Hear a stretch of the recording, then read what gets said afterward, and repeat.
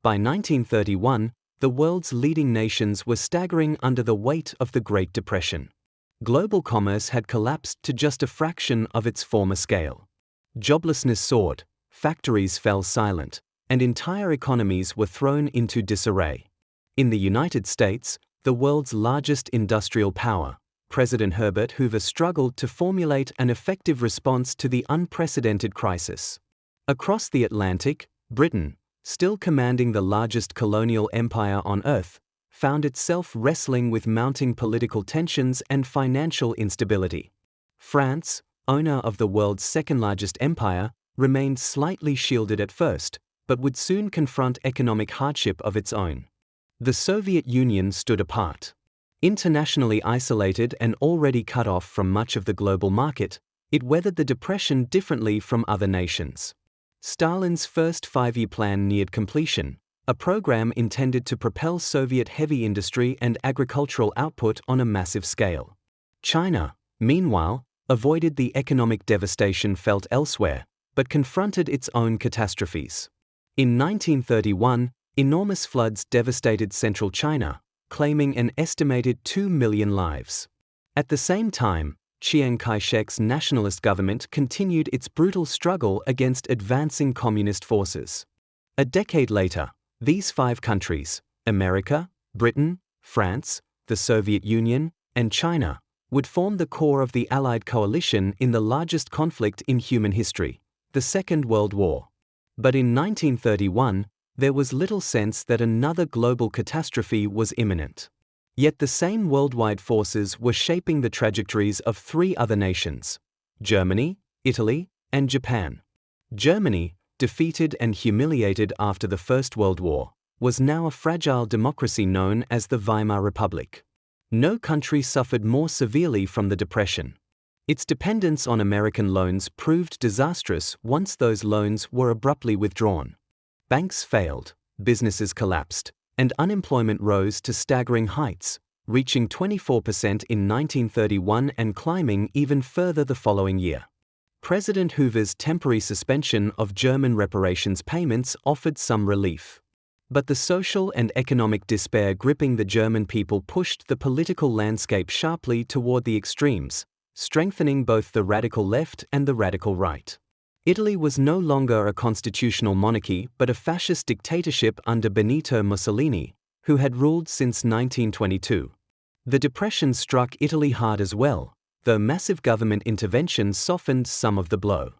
In East Asia, Japan, nominally a constitutional monarchy, faced an alarming rise of militarist and ultranationalist factions. The economic shock of the Depression did not strike Japan as severely as Europe, but political violence and extremist influence continued to grow. Within 9 years, these three nations, Germany, Italy, and Japan, would unite in a military alliance known as the Axis. All shared a common grievance: the belief that older Western powers had denied them the imperial territories and global standing they deserved. Germany, unified only in 1871, Italy, unified in 1861, and Japan, transformed by the 1868 Meiji Restoration, were all young nations by historical standards. In the 1930s, each convinced itself that national revival and global influence depended upon territorial expansion. The worldwide economic crisis and faltering international cooperation made the decade seem like a rare opportunity to seize what they claimed was rightfully theirs. It was a path destined to bring them into direct conflict with the established great powers, with devastating consequences for the world. The first major international crisis of the decade erupted in Manchuria, in northeastern China. Japanese nationalists had long viewed northern China as the natural arena for empire building, and Japan already stationed a large military contingent in Dalian, the Kwantung Army. In 1931, officers within this force, acting independently, staged a false flag attack by blowing up a section of Japanese-owned railway. This staged event, later known as the Mukden Incident, served as justification for a full-scale invasion of Manchuria. Local Chinese forces were overwhelmed by the better-equipped and modernized Japanese army. Chiang Kai-shek, preoccupied with the civil war against communist insurgents, offered little resistance. Within 3 months, Japan had seized most of Manchuria and established the puppet state of Manchukuo. The Japanese public reacted with nationalistic fervor. Yet Western powers were stunned. Japan's actions represented a blatant violation of the Kellogg-Briand Pact, a treaty meant to outlaw war as an instrument of national policy.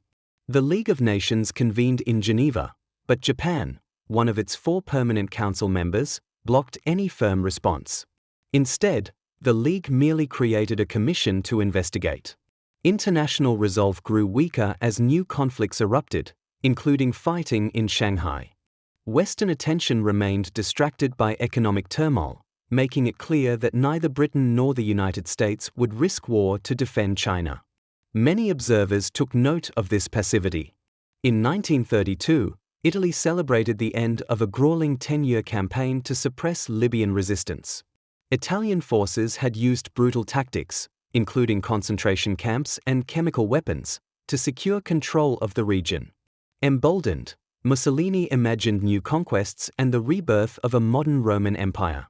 In Europe, lingering optimism rested on the Locarno Pact of 1925, which guaranteed Germany's western borders and mandated that Germany and its neighbors settle their disputes through the League of Nations. A World Disarmament Conference convened in 1932, and German reparations were largely cancelled at the Lausanne Conference. Some diplomats believed the era of European war had finally ended. But in Germany, federal elections revealed the growing power of Adolf Hitler's Nazi Party. Meanwhile, Stalin's Soviet Union pushed ahead with rapid industrial expansion. Giant steel mills appeared across the country, tank and aircraft production surged, and enormous infrastructural projects began to reshape the Soviet landscape. But in the countryside, forced collectivization triggered one of the worst famines in modern history. Between 6 and 9 million died across the Soviet Union, roughly half in Ukraine, where the famine is remembered as the Holodomor. Elsewhere, political upheaval continued. Spain implemented major republican reforms, provoking intense conservative resistance. Portugal fell under the authoritarian rule of Antonio Salazar. Iraq gained full independence, and Japan's fragile democracy teetered as extremist factions carried out political assassinations. Across the Atlantic, Franklin D. Roosevelt won the U.S. presidency, promising a New Deal to pull America out of economic collapse. Germany, meanwhile, was paralyzed by political deadlock. In January 1933, President Paul von Hindenburg appointed Adolf Hitler as Chancellor. Conservative leaders believed they could control him. They were wrong. Soon after Hitler took office, the Reichstag building was set ablaze. Although the arsonist acted alone, the Nazis seized upon the moment, claiming a communist conspiracy. They then pushed through an emergency decree suspending civil liberties, arresting thousands of political opponents, and silencing their newspapers. In March 1933, new elections took place under a climate of fear. The Nazis won 44% of the vote, insufficient for a majority but enough, with intimidation and political maneuvering, to gain control of the Reichstag. Days later, they passed the Enabling Act, granting Hitler absolute authority to create laws without parliamentary approval. By summer, opposition parties were banned, concentration camps were opened, and Jewish businesses faced state-organized boycotts. Germany embarked on a clandestine but rapid rearmament program, openly defying the Treaty of Versailles. In Geneva, German demands for military equality were rejected, prompting Hitler to withdraw from both the League of Nations and the Disarmament Conference. Meanwhile, Japan also abandoned the League after its invasion of Manchuria was condemned. The global system intended to preserve peace was unraveling. In Britain, only a few voices, such as MP Winston Churchill, warned of the rising dangers. Yet public sentiment strongly favored peace. France, shaken by political instability and economic crisis, struggled to respond. Both nations faced shrinking defense budgets and widespread reluctance to confront Germany militarily. In 1934, Hitler ordered the purge of SA leadership in the Night of the Long Knives, eliminating rivals and securing the loyalty of the German army.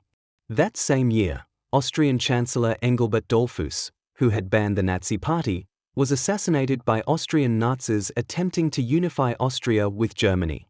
The coup failed when Mussolini sent troops to the Austrian border, forcing Hitler to back down. A month later, after Hindenburg's death, Hitler united the offices of Chancellor and President, proclaiming himself Führer.